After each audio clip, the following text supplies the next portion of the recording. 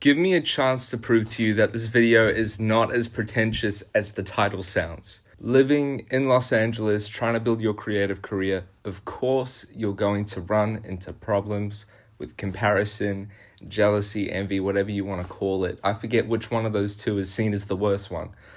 But that's not what I'm here to talk about, and I'm not here to sob about it. I'm here to remind you, and a lot of people might not realize this. Jealousy and comparison looks a lot different depending on where you live. If you haven't lived in different places, this might not be as apparent, or I might say it and you might say duh without fully realizing what that means. But truly it does change because the social expectations do change. For me, moving from the Sunshine Coast to LA, of course, it's a giant transition. They are so different. You're thinking of the beaches in Queensland, you're thinking of all the bullshit out here. And so what's expected of you, depending what age you're at, it doesn't depend what age you're at, it's way different. For a young guy graduating high school on the Sunshine Coast, if you don't know, it's like, go get a trade and go start making a bunch of money, go get your nice ute, get a Hilux, get a Trident.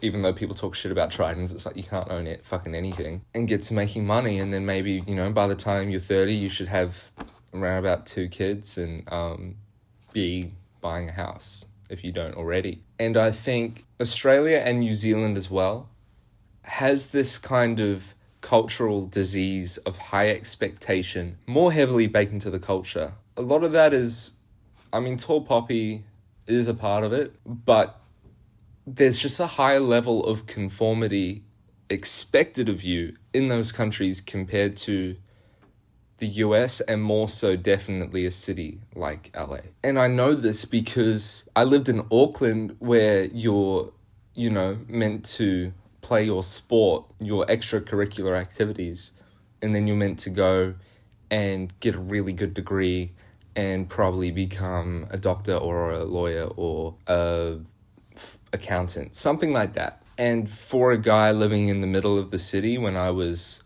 12 years old, that's what people would tell my mum I had to do. And if you didn't, you were a fucking dummy. Then I moved to the Sunshine Coast, and it was play your sport on the weekend, and also you need to be enjoying the beach, and you need to go get your trade. And so when I was able to get both those perspectives, I was like, why would I need to do one of those? And I think the reason a lot of people fall victim to it and keep prolonging this made-up expectation of what your life is meant to be is because they live in it day to day.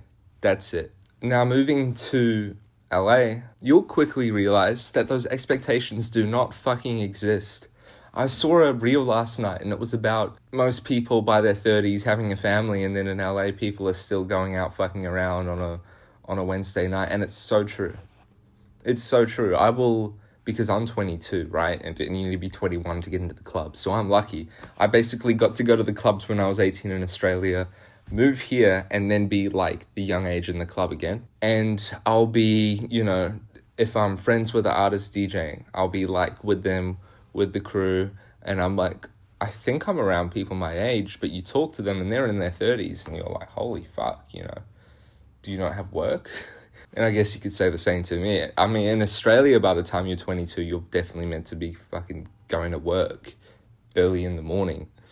But here it's just different. And here anyone can be anything they want. And that's part of the great thing about this city. But that doesn't mean the comparison ends there. Because I'm in a creative lane. I make music, and then most of my income is media work, whether it's filming gigs, doing graphics, music videos, all that sort of shit, right?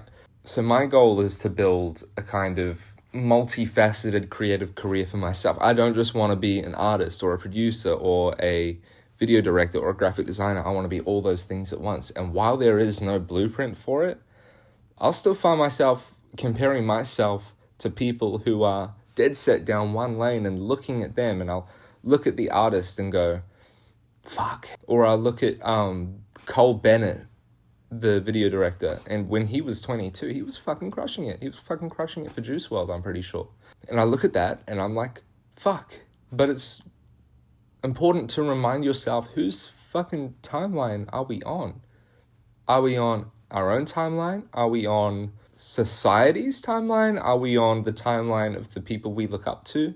Because it happens at different ages for everyone. And I think you'll find the people who end up doing it later actually have more longevity in their career. On the flip side of that coin, I think it's also important to not rely on it as a crutch. It's like, I don't need to do it yet because I've got until 25 and that's when my idol blew up. And it's like, no, you need to be making daily steps towards your goal for sure. But your biggest competition is yourself. If you can look at yourself over the last 6 months and be like, wow, like I've learned so much more in that time. It may not be solid numbers, but if you can look at where you were as a creative 6 months ago and say, I have grown so much, you're winning. And that's worth celebrating. Sorry if that was a bit all abstract for you. I'm trying to generalize it for whoever's watching, whatever you're trying to do in life. I think this is applicable. But yeah, let me know your thoughts. Glad I could help. Or not help. You let me know.